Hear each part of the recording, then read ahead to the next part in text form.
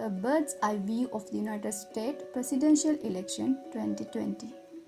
Amidst a global pandemic which has hit the United States really hard, biggest attention of the US citizens has been given to another major event which had happened recently, the presidential election 2020. According to the US Constitution, anyone who is a natural born citizen of the US above the age of 35 years, resident of the US for 14 years, can declare their candidacy for the president. Unlike most of the countries, the US political system is dominated by two parties, namely the Republican Party and the Democratic Party. So, the president always belongs to one of them. Both of those parties have different political ideologies. Traditionally, the Democratic Party supports organized labor, minorities, and progressive reforms, with liberal political philosophy supporting greater governmental intervention in the economy and less intervention in the private lives of the citizens.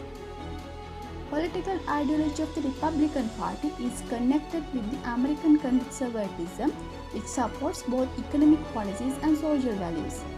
It also supports lower taxes, free market capitalism, restrictions on immigration, and increased military spending. Generally, an election for the President of the US happens every 4 years on the first Tuesday in November.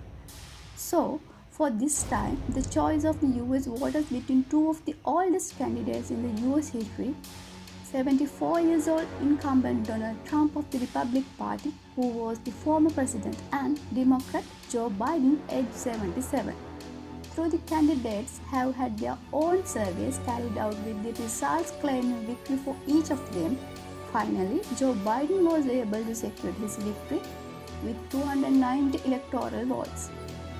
With his victory, the California Senator Kamala Harris was appointed as the Vice President of the US by writing her name in the American history as the first female Black and Asian American Vice President.